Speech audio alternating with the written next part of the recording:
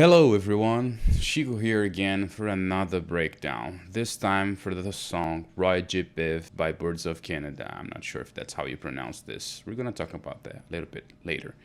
But before we dive into this song, please make sure to like this video and subscribe, and also share it with your friends, with anyone you think might enjoy this, because we need all the help we can get to make this channel work, to continue this, alright? So let's go. A quick note about the breakdowns we're gonna do in this channel, just to clarify some things.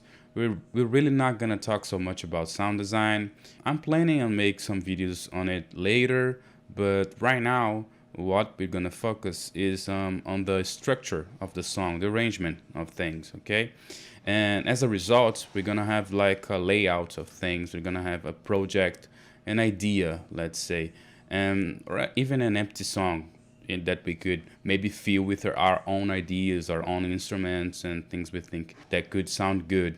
I think that's very helpful if you're aspiring to be a good producer, because producing a song is pretty much about making decisions, for how long am I gonna hold this kick, for how long am I gonna play this chord, or how many times I'm gonna repeat it, things like that. And sometimes making those decisions on yourself is kind of hard, especially if you're not experienced, okay? So what we do with this is that we get some tips from producers we admire and songs we like, and maybe try to replicate those.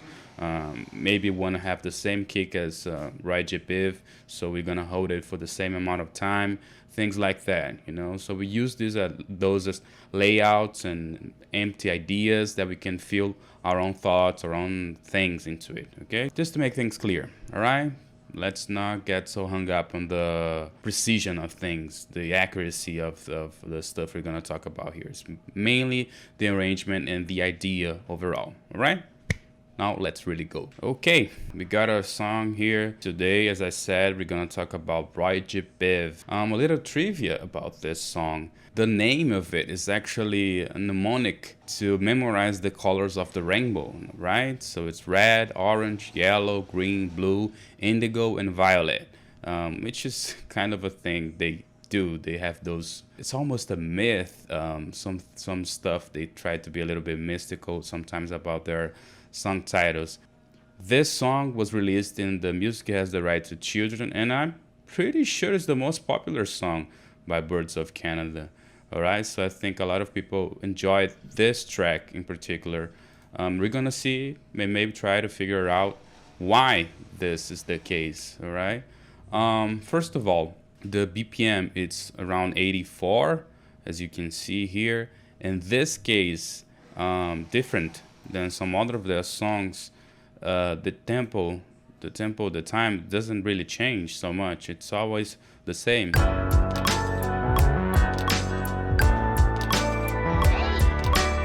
Here in the beginning, very precise, the tempo.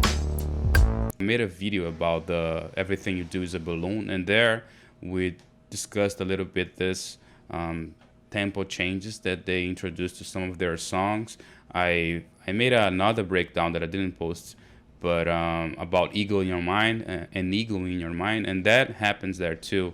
So the fact that this does not happen here makes me assume that they probably do this on purpose, it is probably due to old gear that they use, but they are aware of this, okay? So they probably intend to leave it there, or maybe something that they actually intend really and they put there somehow. I don't know how, but yeah, just a quick thing about the BPM. The song's really simple, actually. It starts with the bass, then we got what could be called the verse or the A part, and after this we got a little break. The beat kind of drops, not much, not everything, but it drops, and then the verse comes back again. It's really short too, and maybe those things I'm saying are actually the reasons why this song is so popular. We're not gonna bother talking so much about the tonality, the key the song is in.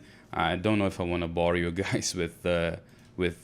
When we talk about the piano chords, we could cover this. All right, let's focus, as I said before, on the arrangement. All right, so let's hear the beginning. turn this off a little bit.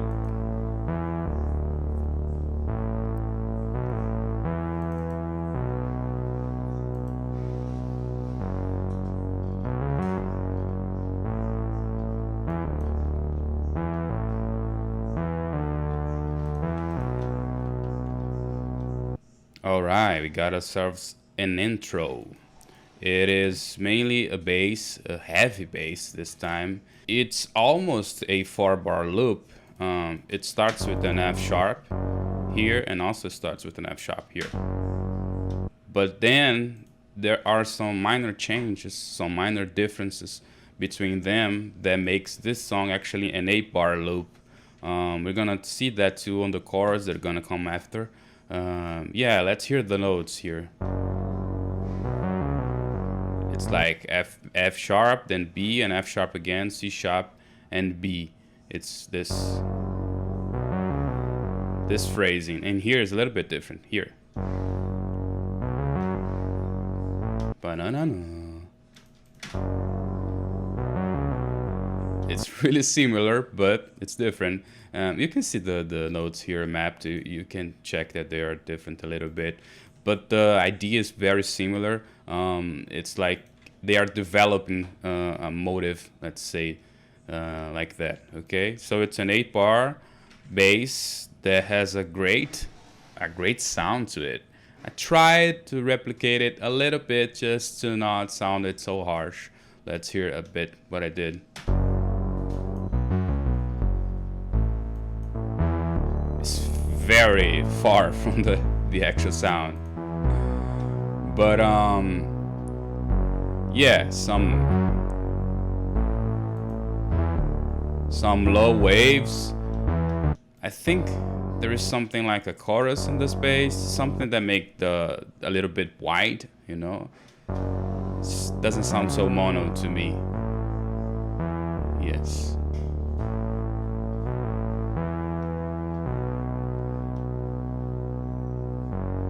The notes here suggesting something like a D major scale. If you are not familiar, the D major scale is D, E, F sharp, G, A, B, and C sharp. Okay, those are pretty much the notes of that scale.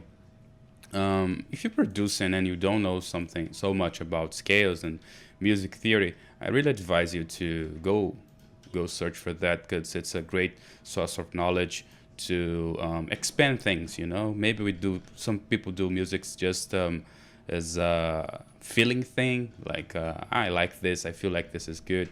That is also awesome. I mean, you should always obey to ears. I think they're the best source of decision that you can grab.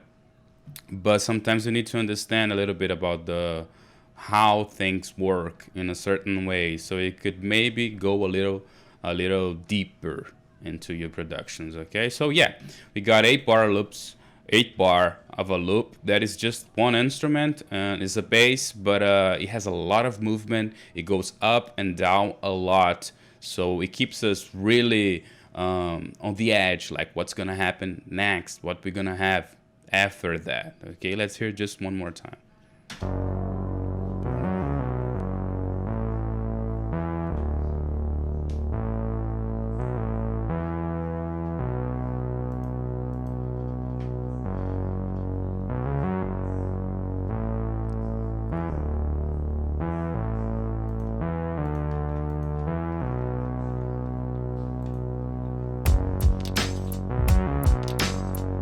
Okay, right after this first 8 bars, we get introduced to the beat of the song. Again, really simple beat here. It's just again a kind of a boom bap, kind of a hip hop, 90s hip hop feel to it. The kick hitting on the 1 and on the 3, and the snare on the 2 and on the 4. Right, it's something that they love to use. Most of the Boards of Canada song use this rhythm with minor changes, with a little bit of a difference, but the foundation is really close to that.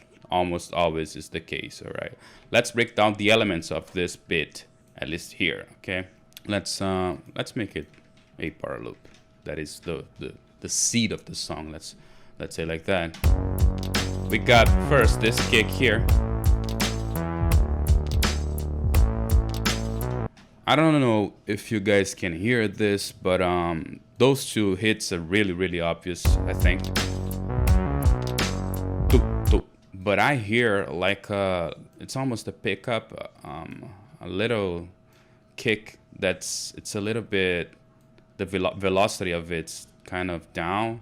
It's really subtle. It's a kind of a weak kick. It happens a little bit before the real one, the one that hits on the impulse of the beat.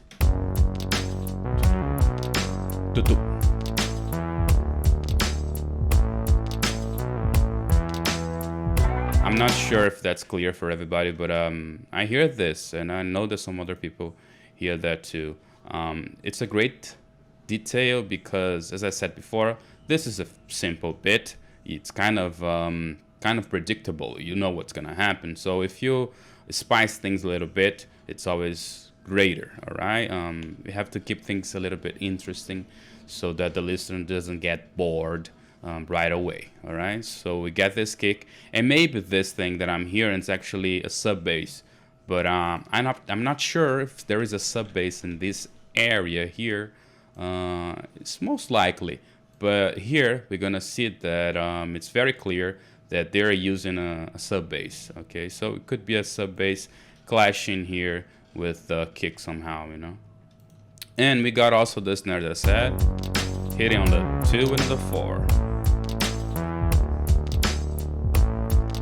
And this time they also did a very common technique that it's they layered their snare with I don't know what this really is. It sounds like some glass being breaking, something like that. I'm not sure. It's like let's hear it isolated here. Right? This is just the here is just the layer.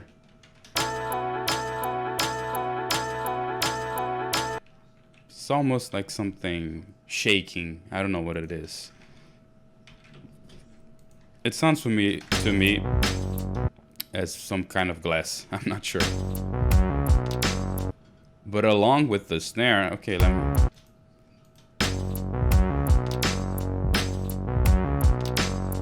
Actually, we got one that there is and one that there isn't, I think. Yeah.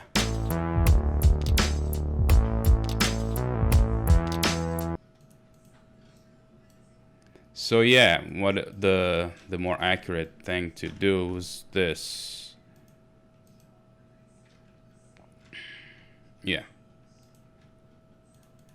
Just the first one that has the layer.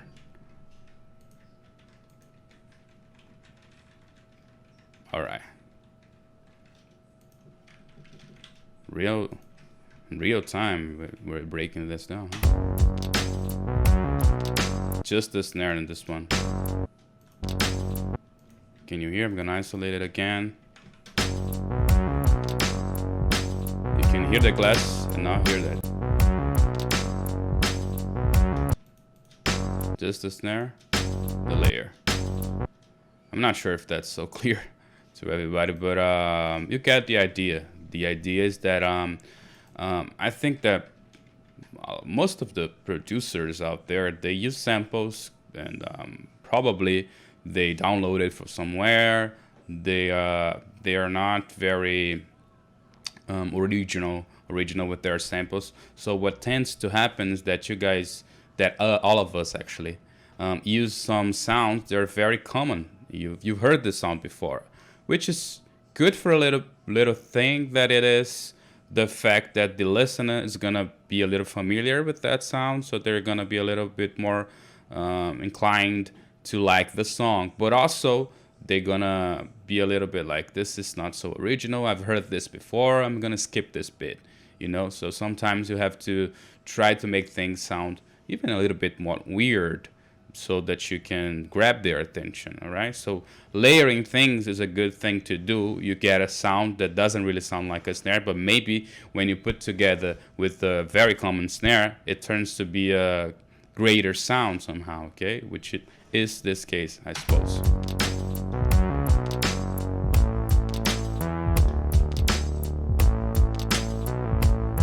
It's really tough to hear this. Ooh. I've only heard this because I isolated, and like this, it's very clear that this is layered and this is not. All of the sounds and songs from Boards of Canada are a little bit tough to hear because they put a lot of things there. So you gotta really be really sharp to catch things. Okay, so we got here too a hi-hat, very simple.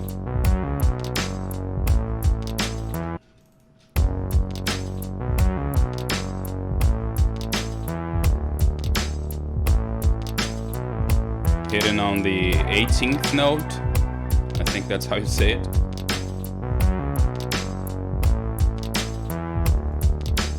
Like this. This is the grid for the hi-hat. All right, and we were only introduced with the beat and the bass. The bass is so good that it holds really good. It holds really everything. With just the bass and the beat is really phenomenal. But we get this new thing here, which is kind of an arpeggio.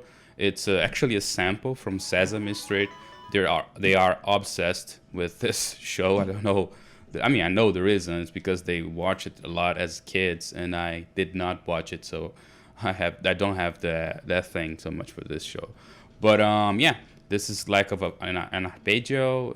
It's doing. I suppose it's really hard to grab again, but I suppose it's doing an E, an F sharp, and G, and the last one ends with an A. Okay, let's hear. Actually, let's hear in the song first. And the end of the 4-bar loop, it always happens. There's a lot of delay on this, so it makes the notes a little bit clash with each other, right? Hear it, how I reproduced it, how I replicate it. Okay, it's almost like that. The point's, in this case, on this sample, the point's not really to replicate it, but to understand its effect. It's a little fragment of a thing that you put on the last bar of a kind of a monotonous loop, and it revives things, you know, it makes the listener go like, oh, what was that? And keeps the listener interested. And that's what happened here too. What happens here too with this little melody fragment that, if I'm not mistaken, only happens here, and it's a beautiful melody. It's like, again, calling you, hey, listen to this bit because something's is about to happen. Okay, let's hear it. And it's on the second 4-bar loop. Remembering that this is an 8-bar cycle of a song, you know, like everything you do is a balloon. This song also moves in 8-bar cycles. It's gonna appear here. Let's hear for this.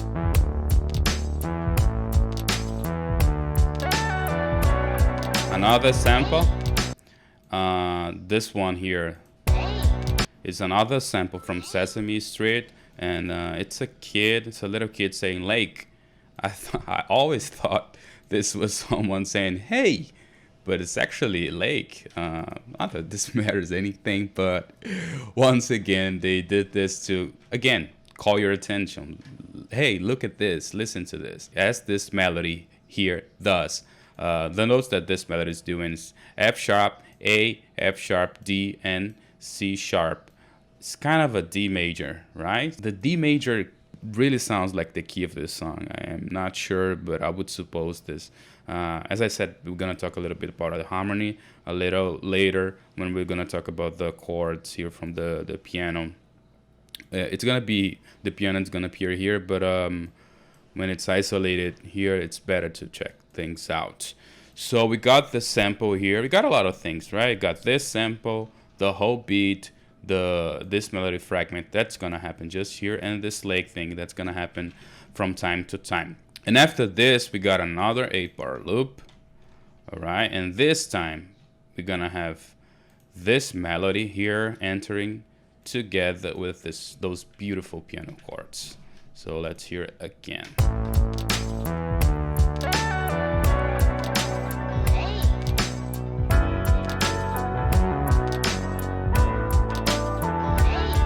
So nice, man.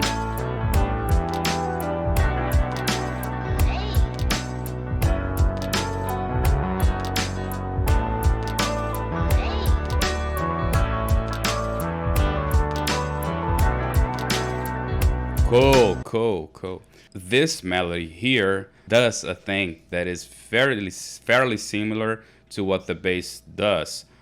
It sounds as if it's the same, but it's not. It's actually different. If you check the notes here that I mapped, it looks like it's really similar, right? Again, it almost sounds like a 4-bar loop song, but it's actually an 8-bar loop because they changed the second 4-bar. But it's a development of the previous 4-bar, which is a great thing to do. You keep your listener familiar with what you were doing before, but you take it a step ahead, a step further into the song. You know, you grab their hand and say, "Here, look at this," but you could look at this too. That really sounds better, or maybe a little bit deeper, and things like that. You know, let's hear the melody.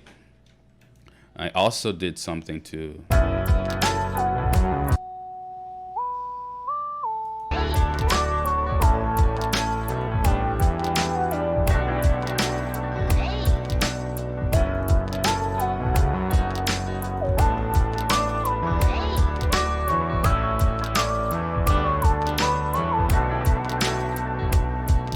Beautiful, so beautiful. This one ends on D, this one ends on an A. Yeah, the notes once again are practically all on the scale of D major, I think. And yeah, you know, you can see an E, an F sharp, an A here too. This first chord here, not in this melody, but we're gonna see on the piano. It's probably an F sharp minor 7, but it could also be an A major too. This second one, it's the most tricky chord of this progression, and we got an A, then we got a G, and we end things with a D major. And here it's pretty much the same. Those other notes from this second part of the melody is fairly the same as this one, but just a little bit changed. But it obeys pretty much the same chord as I said before. Yeah. Let's talk about the chords, okay, that we have here on the piano. Okay, so as I said before, we start things at what looks like C sharp, E, and an F sharp, depending on what we have here on bass. Both this or this would work, as I tested. This one would make this an A major with a 6, I think, and this one would be an F sharp minor 7, which I think is a little bit more accurate. I'm not really sure, but let's hear the piano.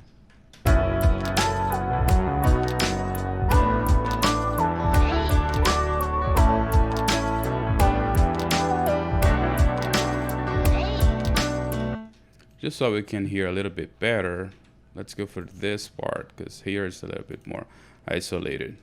Later we're going to talk about this part on an arrangement side of view things. All right, so the chords again.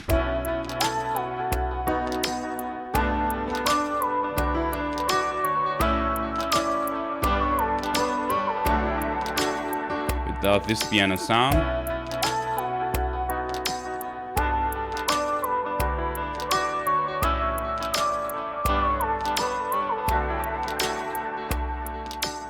so yeah, this first one you could go as an A major, as an F sharp minor, as I said. The second one is a tricky one because it sounds good like a B major, but a B sus2, which would be here, would make more sense because we have no D sharp or E flat on a D major scale. All right, so this note would fuck things up a little bit. It would be a little strange to have this one here, but yeah, I mean, let's check both of ideas here, the hypothesis. This one being the B sus2, it's a little bit more on the scale here in the song, you know, and the B major, which I think most people prefer, it sounds like this.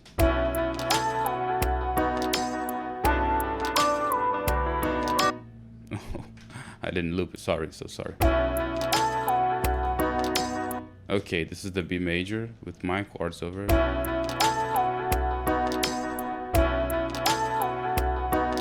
It sounds okay. Yeah, I think this is what it is. I can't really establish what it is because this piano is a bit tough. Let's go back a little bit to check the notes out, because there's a lot of delay on it.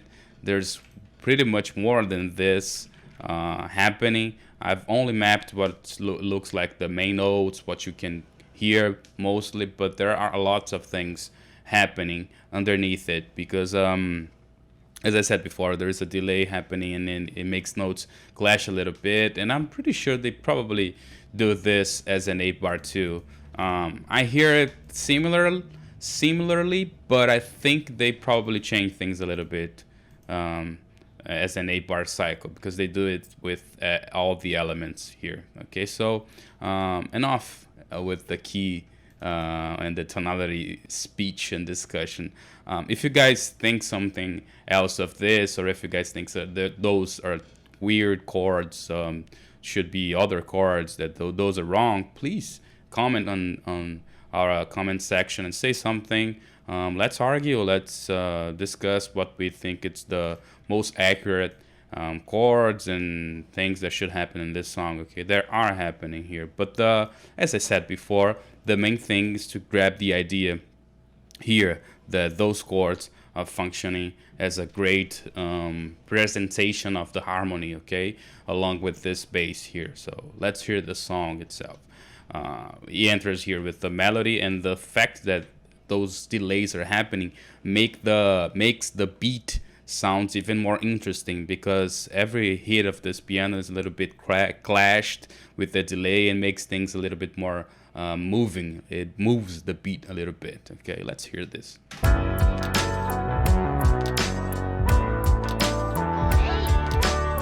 Complements a lot the beat, the piano. And our ears are actually just really focused on the melody of things, so it's a great trick to apply. And then we're gonna repeat the same thing, but we dropped something. The bass. As I said earlier in my previous video, everything you do is a balloon. As happened there, every 8-bar cycle here, something tends to happen, something new tends to happen. And here nothing was added, it was just this drop on the bass. And it changed so much of the weight of the song, because we've been listening to this bass for what should be 8, 16, 24 bars of this bass. And now, without this, we really miss it, the heaviness of the bass, okay, when it stops hitting, and also makes our ear to grab something else, to be attentive, to pay attention to some other element. And that's a great effect that you can do. Sometimes we want to develop a song, but we keep adding layer after layer after layer, but maybe what we need is to actually subtract something, to take something out of it, something that's really important. We work a lot as the bass. The bass is really foundation of the song. It makes everything glued together. So when you take this shit out, you're gonna be a little bit like, whoa, what happened here? Okay, so let's hear for that again.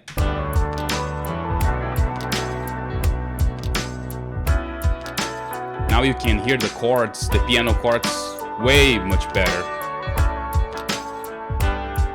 And just the bass out.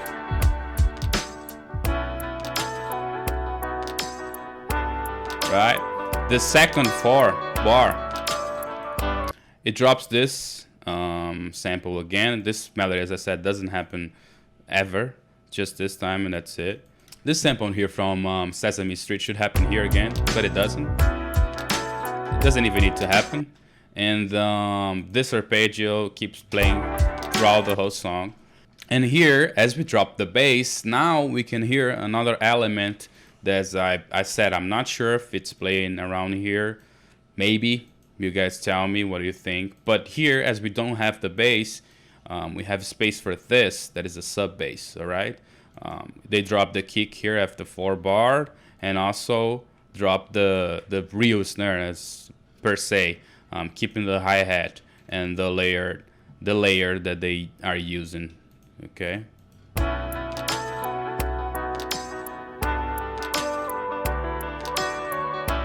And as I can hear, those are probably 2 separate sounds. Alright, that's probably what's happening here. We tend to see those as 2 different snares, but they may be just a snare sound here and 2 different layers underneath it. One different layer, another layer. And here we can really check the difference between the layers. Let's check it out. This one. I think this has less bass on it. You know? This sounds more like a clap, and this way less than a clap. Then way less to a clap.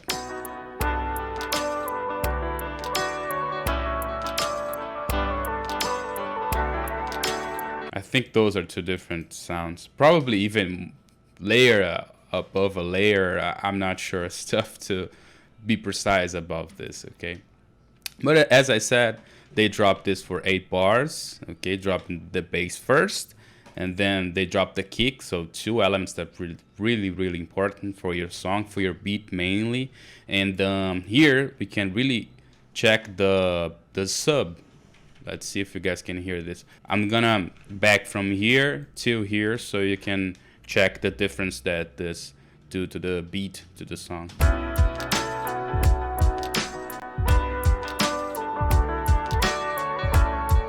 All right, the kick's gonna drop.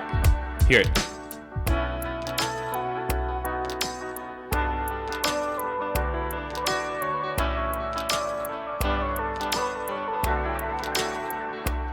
All right, I think you can hear this. So it's tough to tell if the sub bass was playing there too. Probably, if I could assume this, based on what they normally do with their songs, probably this is what was happening. The notes in the sub bass are tricky and tough to figure out because it's really low, and you have to have great ears to capture this. So if I'm mistaken here, please be my guest to correct me and say which notes you guys are hearing. I'm hearing first those 2 B notes here. And put it here. Just the sub bass.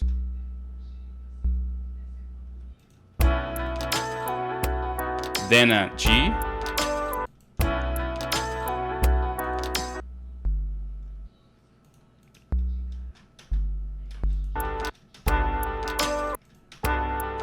Then a D, an A, a G again, and a D. To be safe here, I'm using the chords, the base of the chords, except this one, which I thought was F sharp because of what I showed you before. This chord could be an A or F sharp minor, but it kind of clashes when I put it here. I'm not sure if you guys feel the same, but yeah, Let's go with an 8 to see what happens. Kind of clashes to me too, but here I think it's a little bit better, right? As I said, this sub bass is tough to grab because it's so low, and I don't have the greatest ears ever. And again, reaffirming what I said before, this is way more focused on the structure of the song and how we could manage some arrangement to keep things interesting, even though this is really simple. The song is really simple. It's mainly a 4-bar loop, but we could say it's an 8-bar loop. But the second 4-bar is actually kind of just a variation of the first one. So, you know, it's simply simple. It's a very simple song, and still it's one of the most popular songs, and probably due to that, to the simplicity, aligned with how things could be, you know, interesting, refreshing every time you hear it again, because we're hearing this, and it takes you some time to actually grab all those elements that are happening. I'm pretty sure some people love the song and didn't even realize most of those elements, you know. Most of the people will be paying attention to those melodies, and that's the importance of a good melody to drive things. All right, so that's why the melody here is so great, and they, in their interviews, they always pinpoint the fact that they are all about melodies, which was a difference for them when they were beginning. Electronic music wasn't so much about melody in the 90s and early 2000s. It was way more about the rhythm. This is not really established, but you could kind of argue that. And they are really about harmonies, because their rhythms are fairly simple, as I said before, but their melodies, those are beautiful ones, okay? So this is pretty much the whole song. And after we get this breakdown, this drop of the beat, we're gonna check how the bass is gonna come so good. It's like you're craving for that bass to come back. Okay, so let's go from the sub bass.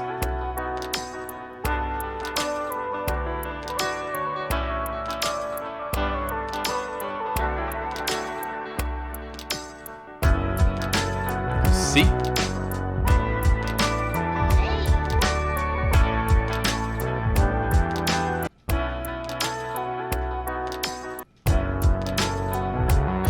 Interesting. I'm just that's amazing. I've just heard something here. There are actually two hi-hats here. There is one really closed and one that's kind of opened, doing pretty much the same time. But here, let's name this kind of open. Yeah, guys, that's awesome, you know. And I'm pretty sure if I kept listening and listening, I could grab some other stuff happening here. But let's check what I just said. There are there is one hi-hat that's closed and one that is a little bit open. And here it's just the closed one. You hear just...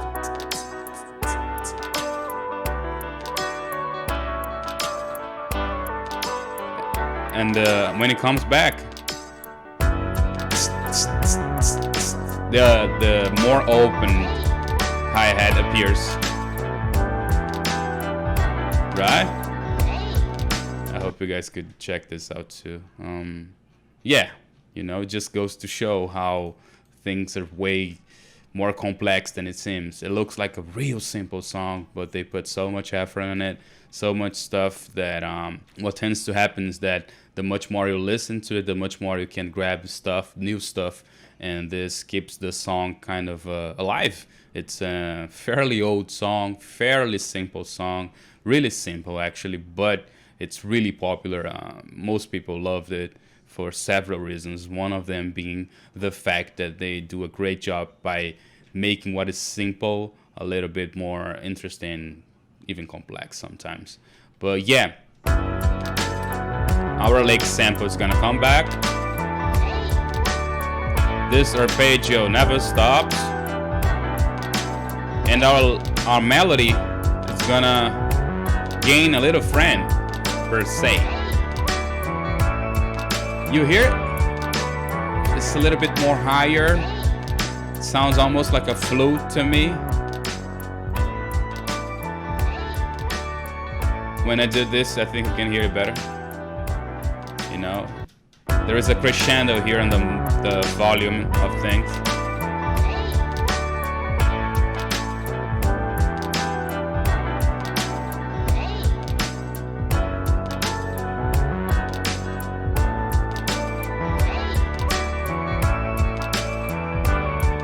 It's beautiful. Just reaffirms the melody. Doesn't do much difference in the keys.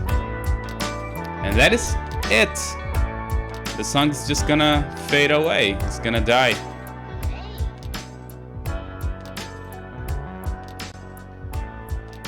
With this beautiful sound, right?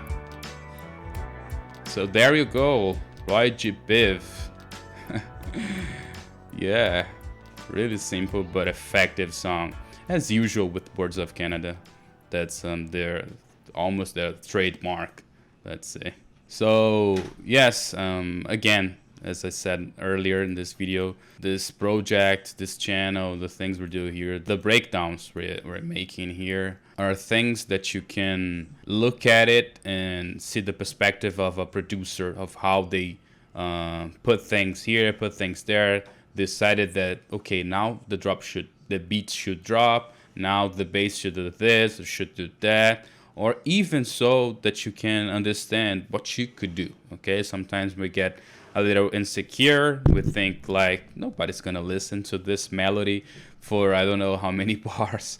Okay, but if you manage to keep things interesting by adding and subtracting stuff sometimes, because when we take things out, you give space to the listener for him to understand that the instrument, the melody, whatever it is that was there was fulfilling something, was affecting the song somehow. It's like you're showing and you're not showing. That stuff makes things a little bit more interesting. So there you go. That's how you make a simple bit into a kind of complex song, and very, very, very popular.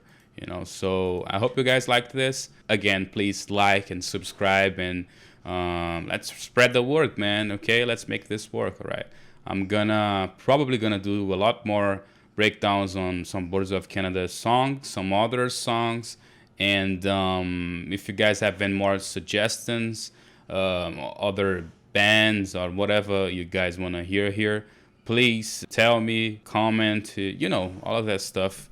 I'd be really grateful, man. This is a thing I do for myself, but I'm showing to everybody, and I hope it helps someone to grab some ideas and to maybe inspire some people to make music. I don't know, or maybe just the average listener to grab more stuff to capture the song in a deeper way somehow. Okay, so I hope you liked it. Thanks for watching. Until the next time.